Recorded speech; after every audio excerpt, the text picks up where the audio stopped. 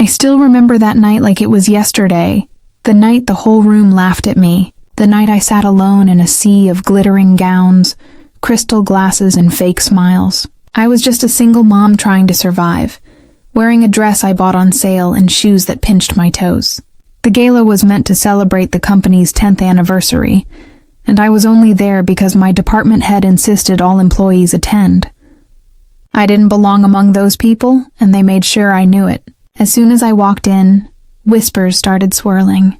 "Isn't that the woman who got divorced last year? She came alone? How pathetic." I heard it all, even when they pretended to smile in my direction. I tried to keep my chin up, pretending not to care, but my heart ached. The round tables were filled with couples clinking glasses, laughing loudly, and flashing diamond rings. I sat at the edge of the room, my hands folded on my lap, staring at my untouched glass of wine. My ex-husband had left me for his assistant, and since then, I had been branded as the pity project. People offered sympathy not out of kindness, but so they could feel superior. I told myself I was stronger than this, but that night I felt smaller than ever. I tried to disappear into the background, focusing on the lights reflecting off the chandeliers, when a voice cut through the noise. A deep, calm voice that carried authority. "Is this seat taken?" I looked up and nearly froze. It was him, the CEO, Mr. Alexander Hayes. Everyone in the company talked about him like he was untouchable, a man of power and mystery. I managed to stammer, "No, please go ahead." He smiled, and without hesitation, he sat beside me. I felt every pair of eyes in the room burning into my back. The whispers started again, louder this time. I didn't know why the most powerful man in the building chose to sit beside a woman like me, but as his hand gently brushed mine when he reached for the glass, something told me that night was going to change everything. For a moment, I forgot how to breathe. His presence was magnetic, commanding attention without even trying. The laughter in the room seemed to fade as Alexander turned toward me, his sharp blue eyes softening with a kindness I didn't expect. "You look uncomfortable," he said quietly, his tone gentle but firm, like someone used to being obeyed yet capable of empathy. I forced a small smile. "Just not used to all this." He nodded knowingly, glancing around at the overly polished crowd. "Neither am I, if I'm being honest," he admitted, surprising me.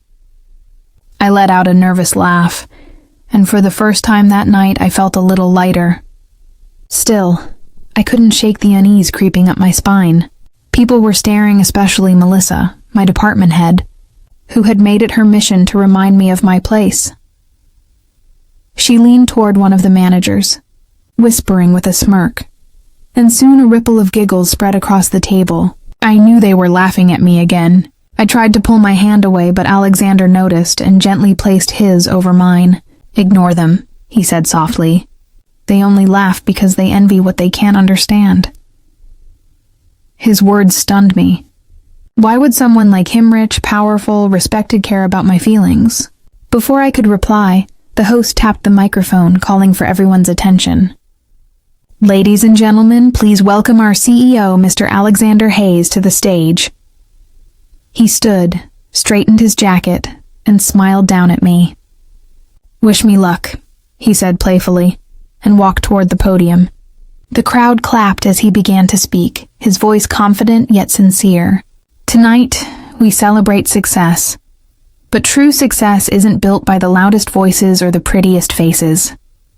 It's built by resilience, by those who show up even when life breaks them down." My heart skipped a beat.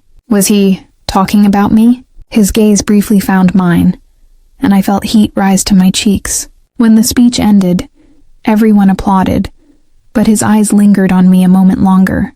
I didn't know what this meant or why he had chosen to notice me. But for the first time in years, I felt seen not as a broken woman, but as someone who still mattered. After the applause died down and the music started again, I sat there trying to process what had just happened. People were whispering even louder now, some out of curiosity, others out of jealousy. I could feel their judgment like knives in my back. A few coworkers threw me pitying glances, while others looked almost angry, as if my mere presence beside the CEO was some sort of offense. I wanted to shrink away, but before I could stand, Alexander returned to his seat, his expression calm despite the chaos around us. "You did great," I said awkwardly, not sure what else to say. He smiled, that same warm, disarming smile. "I meant every word," he replied, looking at me in a way that made me feel both safe and terrified.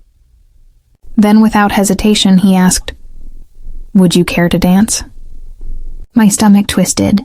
I wasn't used to being the center of attention, and I could already imagine the gossip that would explode if I said yes. But something inside me, a quiet, rebellious part that was tired of hiding, nodded. "Okay." He took my hand, and together we walked to the dance floor. The lights dimmed, and a soft melody filled the room. Every eye followed us as his hand rested gently on my waist. "You're shaking," he whispered. "I'm not used to this," I admitted. "Being looked at?" he asked. "Being seen," I corrected. His grip tightened slightly, reassuring. "Then let them look," he said, guiding me across the floor. The moment felt surreal, like I'd stepped into someone else's life. But the whispers turned harsher, Melissa's voice cutting through them all. "Guess he feels sorry for her." My chest ached, the old shame threatening to return, but Alexander leaned closer, his breath brushing against my ear. "They laugh because they can't stand seeing strength where they expected weakness," he said. The song ended, and for a second, silence hung in the air before polite applause broke out. As we returned to the table, I noticed something in his expression had changed. There was a shadow behind his eyes, a tension I couldn't name. I didn't know then that this dance, this one moment of courage, would set off a storm that would change my life forever. The night ended with a blur of murmurs, forced smiles, and curious stares, but I couldn't stop thinking about the way Alexander had looked at me. It wasn't pity, it was something deeper, something that made me feel alive again after so long. As people began to leave, I gathered my purse, hoping to slip away quietly before the gossip followed me out the door. But as I reached for my coat, I heard his voice behind me. "Leaving already?" I turned to find him standing there, his tie slightly loosened, his expression tired but sincere. "It's late," I said softly, unsure of what he wanted. He nodded. "Let me walk you out." I hesitated, but he didn't wait for my answer. He simply offered his arm, and somehow I found myself taking it. Outside, the cool night air brushed against my skin, and for a moment, everything felt peaceful. The city lights shimmered on the wet pavement, and the hum of distant traffic filled the silence between us. "You shouldn't let them get to you," he said finally, his tone thoughtful. "People who mock others usually do it to hide their own emptiness." I looked at him, surprised by his honesty. "It's hard not to care when they make you feel like you don't belong." He stopped walking and turned to face me. "You do belong," he said firmly, "more than most of them ever will." His words hit me harder than I expected, and I had to look away to hide the tears forming in my eyes. "Thank you," I whispered. He smiled gently. "You don't need to thank me. Just promise me you'll stop underestimating yourself." I nodded, but before I could reply, a sleek black car pulled up in front of us. His driver stepped out to open the door, but Alexander didn't move. Instead, he looked at me one last time. "Get some rest, Claire," he said softly. "You've got more eyes on you than you realize." I didn't understand what he meant then, but there was something in his tone, something protective, almost warning, that sent a strange chill down my spine. I watched his car disappear into the night, unaware that this was only the calm before the storm. The next morning, the office felt different, heavier somehow, like the air itself carried the weight of last night's whispers. As soon as I stepped through the glass doors, I felt the shift in energy. Conversations halted mid-sentence, eyes darted toward me, and fake smiles replaced real ones. I pretended not to notice, clutching my coffee like a shield as I walked to my desk. Melissa was waiting there, her arms crossed and a smirk plastered on her face.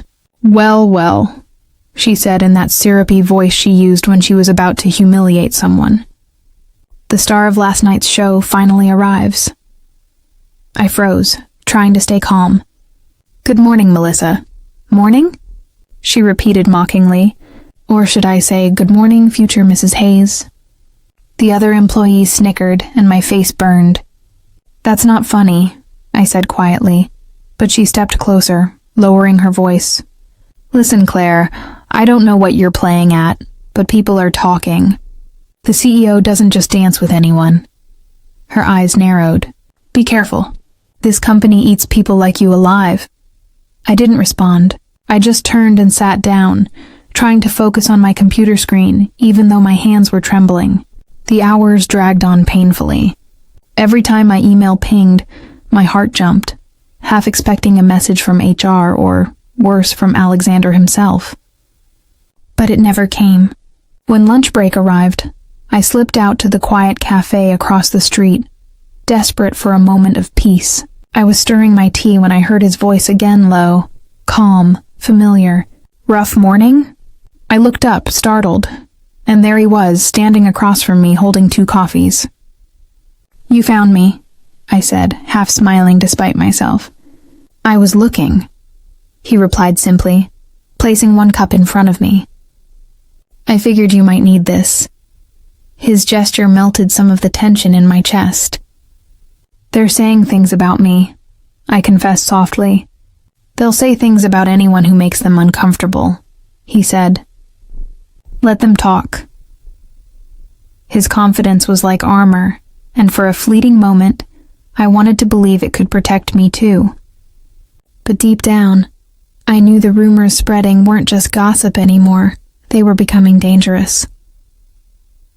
Over the next few days, the whispers grew louder, sharper, like knives cutting through every corner of the office. Everywhere I went, I felt the stares following me, the judgment in their eyes, the hushed tones that always stopped when I entered the room. I tried to keep my head down and focus on work, but my inbox started filling with messages I wasn't supposed to see, emails forwarded to me by mistake, or maybe on purpose. "She's sleeping her way up." Classic single mom move. Hayes must have a thing for broken women. My throat tightened every time I read them, but I refused to cry. I'd been through worse. Still, one afternoon as I was packing my things to leave, I was called into Melissa's office. She was smiling, but her eyes were cold. "Claire, we need to talk," she began, gesturing for me to sit. "There have been concerns about professionalism." I knew what was coming. "You mean rumors," I said. "Let's not get defensive," she replied smoothly. "The board doesn't like distractions, and your name's been coming up a lot lately." My hands clenched around the folder I was holding. "I haven't done anything wrong," I said firmly. "Haven't you?" she asked, leaning forward. "You danced with the CEO in front of everyone. You've been seen having coffee with him. What do you expect people to think?" I met her gaze. "That 2 coworkers shared a moment of kindness?" She laughed, cruel and sharp. "You really are naive." For a second, I wanted to shout, to tell her how wrong she was, but I knew she wanted that reaction to make me look unstable. So I stood up quietly. "If that's all, I have work to do." As I turned to leave, she added, "Be careful, Claire. Not everyone likes seeing a woman climb without permission." Her words echoed in my mind all the way home. That night, I sat on my couch staring at the ceiling, the city lights flickering through the window. I felt the walls closing in, fear twisting in my stomach. I didn't know it yet, but someone was already planning to use those rumors against me, and this time, even Alexander's name wouldn't be enough to save me. 2 days later, The storm finally broke. I walked into the office that morning and immediately felt the shift in energy, tense, electric, dangerous. People weren't whispering anymore. They were staring openly, like they already knew something I didn't. My phone buzzed nonstop with messages from coworkers, but before I could open any of them, HR called me in. My heart pounded as I walked down the hall, each step echoing louder than the last. Inside the conference room sat Melissa, 2 HR officers, and a man I didn't recognize. Their faces were blank, professional, but their eyes told me everything. "Claire, please take a seat," one of them said. I obeyed, my palms sweating. The man slid a printed document across the table toward me. "We've received a formal complaint regarding your conduct with Mr. Hayes." My vision blurred. "What?" "It's alleged that you've been involved in an inappropriate relationship with the CEO and that this has affected workplace integrity." I couldn't breathe. "That's not true," I said quickly. "We've only spoken a few times. This is insane." Melissa tilted her head with mock concern. "Claire, you must understand how this looks. People saw you together. At the gala, at the cafe, you followed me?" I snapped. She didn't answer, just smiled faintly. The HR officer continued. "We've placed you on temporary suspension pending investigation." My ears rang. Suspension. For doing nothing but existing near the wrong man. "You're ruining my life over gossip," I whispered. "We're protecting the company's reputation," the man replied flatly. I stood up, shaking. "This isn't about reputation. It's about power." I walked out before they could say another word. My legs felt like they might give out. By the time I reached the parking lot, tears were spilling down my cheeks. My phone buzzed again, an unknown number. When I answered, his voice came through, low and tense. "Claire, it's Alexander. Don't say anything to HR yet. They're being manipulated." "By who?" I asked, my voice cracking. There was a long pause. "Someone wants you gone, and they're willing to destroy me to do it." The line went dead before I could ask more, leaving me alone in the cold morning air, my heart pounding with fear and questions I wasn't ready to face. That night, I couldn't sleep. Every sound in my apartment made me jump, the hum of the refrigerator, the creak of the floorboards, even the ticking clock on the wall. My mind kept replaying his voice over and over. "Someone wants you gone." But who and why? I was just an employee. Invisible until the night he sat beside me. I sat on the couch, scrolling through the company's internal portal, searching for clues. Then I saw I'd a new post on the anonymous employee forum titled "Sleeping Her Way to the Top." My stomach turned.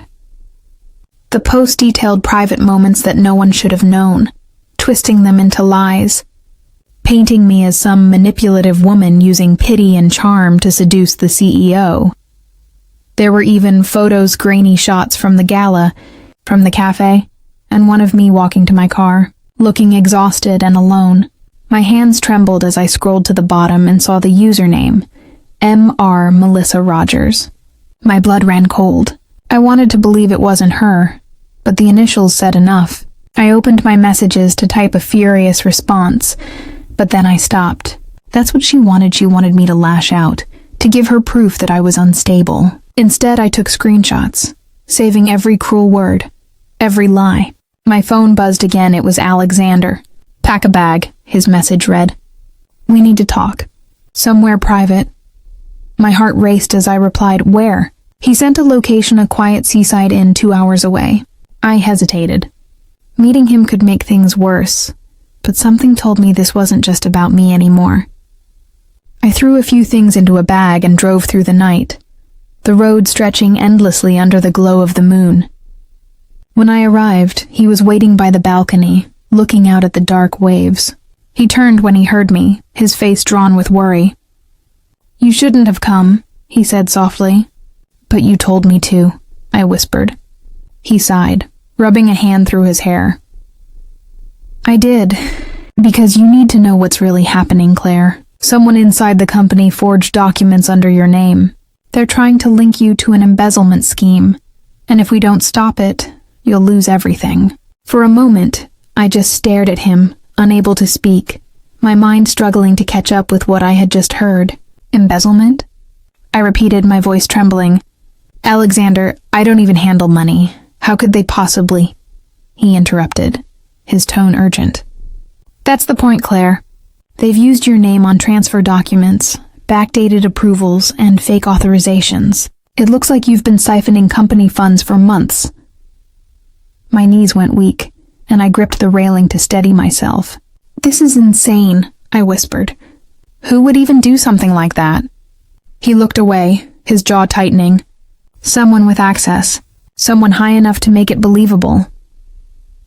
I thought of Melissa instantly. The smug smile, the threats, the way she seemed to know everything that happened around me. It's her, isn't it? I said quietly. Melissa. He hesitated, then nodded slowly. She's working with someone on the board. They're trying to push me out and you're their weapon. My head spun as the truth sank in. They wanted to destroy me to get to him. I stepped back, my pulse racing. We have to tell the police, I said. We need proof, emails, anything. He held up a small flash drive. I already have it. But it's not enough yet. The files show the transfers, but we need to prove who sent them. I stared at the drive like it was both salvation and a curse. So what do we do now? I asked, my voice barely a whisper. He took a deep breath, stepping closer. We act normal. You go home. Don't talk to anyone. Don't respond to HR or emails. They'll be watching. His tone was calm, but his eyes were filled with something I hadn't seen before: fear. And you? I asked. I'll dig deeper, he said. But if I'm right, this goes higher than either of us thought. I wanted to trust him, but the weight of everything pressed down on me until I could barely breathe. Still, I nodded. As I drove home that night, the highway lights blurred through my tears. I knew I was stepping into something much darker than rumors or jealousy. This wasn't about gossip anymore, it was about survival. The next morning felt like walking into a nightmare I couldn't wake from. My phone wouldn't stop buzzing, calls from unknown numbers, messages from reporters, and then one from an old coworker that made my stomach twist. They've released the documents. Your name's everywhere. I turned on the news, and there it was, my face on the screen, beside headlines accusing me of corporate theft and manipulation. The world suddenly knew me as the villain in a story I didn't write. I dropped to my knees, the air leaving my lungs. Within hours, my landlord called about concerns, and even my son's school sent a polite but cold message suggesting a temporary break until things settled. Shame and fury collided inside me. I wanted to scream, to disappear, to undo the moment I ever said yes to that gala. Then my phone buzzed again. Alexander. Don't panic, his voice came through, low but strained. They made their move. Now it's time for ours. He sent an address. A warehouse near the old docks. Come alone, he said. Every instinct told me not to go, but I had nothing left to lose. The city was quiet as I drove, rain streaking across the windshield. When I arrived, he was already there, standing beside his car, soaked to the bone. I have the proof, he said, holding up another flash drive. Emails between Melissa and a board member. They planned everything. They even paid someone to leak the false documents. My heart pounded as he handed it to me. Take this to the police. Don't trust anyone else. What about you? I asked. But before he could answer, headlights flared behind us. A car door slammed. Melissa stepped out, umbrella in hand, that same cruel smile on her lips. You should have stayed invisible, Claire, she said. You were useful until you started mattering. Alexander moved to block me, but she raised a phone. One call and this all goes public. You both go down together. But then he said something I'll never forget. Do it. The truth will still win. Minutes later, police sirens wailed in the distance. He had already called them. Melissa's face went pale as they arrived, taking her away in handcuffs. Weeks later, after the investigation cleared my name, I stood outside that same office building, no longer afraid. They laughed at me once, but now I finally knew my worth.